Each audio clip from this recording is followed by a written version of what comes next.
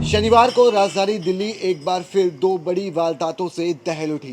पहली वारदात ईस्ट दिल्ली के शादरा में हुई, जहां एक कारोबारी की 7 गोलियां मारकर सरेआम हत्या कर दी गई।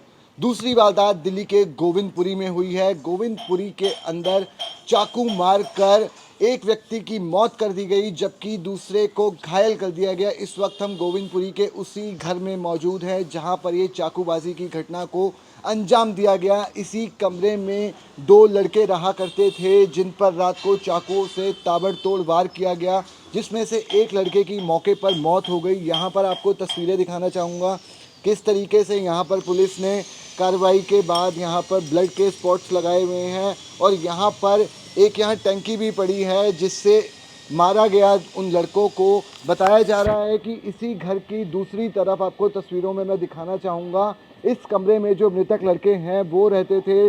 सुधीर और प्रेम नाम बताया जा रहा है। सुधीर और प्रेम पर हमला किया गया था, जिसमें सुधीर की मौत हो गई, जबकि प्रेम का ट्रॉमा सेंटर में इलाज चल रहा है। और छोटी सी बात का विवाद बताया जा रहा है, शौचालय को लेकर ये पूरा विवाद जो बरपा है, उसके बाद रात को ये चाकूबाजी की घटना हुई। इस पूरे मामले में पुलिस ने अभी तक 2 लोगों को अरेस्ट भी किया है। ये वही कमरा है जहां पर ये दूसरे किराएदार रहते थे, और इसी कमरे में रहने वाले लोगों के साथ प्रेम और सुधीर का रात को विवाद हुआ, जिसके बाद ये घटना हुई। हमारे साथ इस समय बात करने के लिए जो मृतक सुधीर और प्रेम हैं, उनके जीजा जी मौजूद हैं।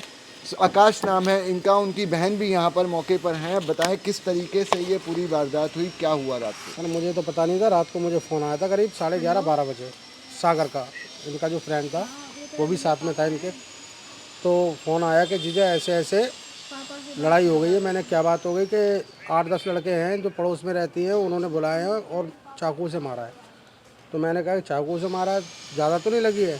तो कह रहे थे कि नहीं, वो सुधीर ख़त्म हो गया और प्रेम भी, उसके ही बचने के चांस कम है। तो फिर मैं वहाँ से वापस आया, तो फिर यहाँ आया, देखा यहाँ नहीं है, तो ट्रामा सेंटर गया, वहाँ पे देखा तो वहाँ पे तो ख़त्म ही था वो। तो फिर उससे मैंने लड़के से बात की। मैंने क्या बात हुई? बोले जीजा कोई बात नहीं थी, बाथरूम के लिए बोला था कि बाथरूम आप गंदे ही रखते हो, ज़रा साफ़ रखा करो। तो इतने में ही उन्होंने आके गाली गलौज करना चालू कर दिया। फिर हमने भी थोड़ा कुछ बोला, फिर उन्होंने लड़के बुला के चाकू से मारना स्टार्ट कर दिया। तो खाना भी नहीं खा पाए थे वो, खाना भी रखा हुआ है ऐसा ही। तो फिर बोला कि इन्होंने पड़ोस में रहते, क्या नाम है इसका, क्या नाम है आपको, इन्होंने किराए पे कमरा दिलवाया था, इनके यहाँ पे दारू पी रहे थे लड़के बैठे हुए। सुधीर की बहन भी हमारे साथ बात करने के लिए मौजूद हैं। आप यहाँ आए, किस तरीके से आपको घटना की जानकारी?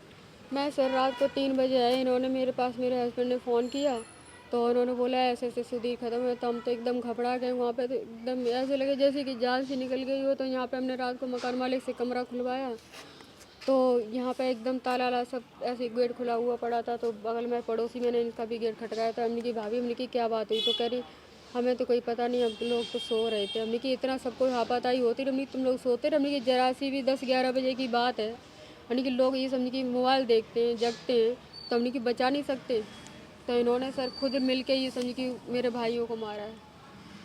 और ये लेडीज़ जो रह रही है, ये अकेली रहती है, बिहार की रहने वाली है। ये पड़ोसी है, ये भी बिहार के ही रहने वाले हैं, मुझे लगता है।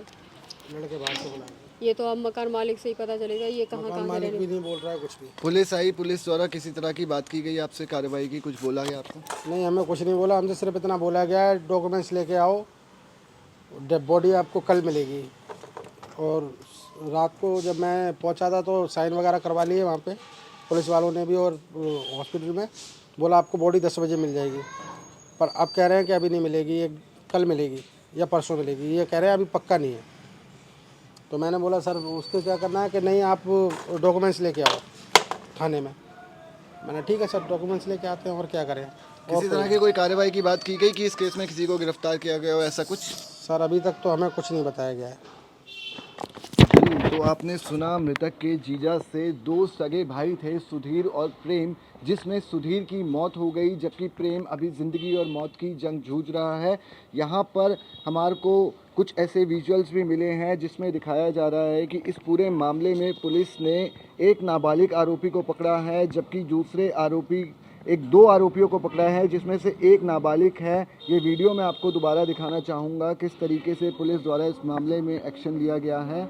इस मामले में दो आरोपियों की गिरफ्तारी की गई है और पुलिस इनको लेकर पूछताछ कर रही है, जबकि जो मृतक हैं उनके जीजा बता रहे हैं कि यहाँ पर 7 से 8 लड़के मौजूद थे, जबकि पुलिस ने केवल 2 ही लोगों को इस पूरे मामले में गिरफ्तार किया है। ये गोविंदपुरी की गली नंबर 6 है और गली नंबर 15 में आज से 10-12 दिन पहले एक पुलिस कांस्टेबल की भी चाकू मारकर हत्या कर दी गई थी। गोविंदपुरी इलाके में लगातार जो क्राइम का ग्राफ है वो बढ़ता जा रहा है। अब से कुछ ही देर पहले जब हम यहाँ स्पॉट पर आ रहे थे तो हमने देखा दिल्ली की मुख्यमंत्री आतिशी यहाँ पर थोड़ी देर में एक चुनावी कार्यक्रम को भी संबोधित करने आने वाली हैं। देखना दिलचस्प होगा उन्हें इस घटना की जानकारी है या नहीं, और घटना की जानकारी होने के बाद क्या वो मृतक के परिजनों से मिलने आती हैं या नहीं, ये एक बड़ा सवाल है।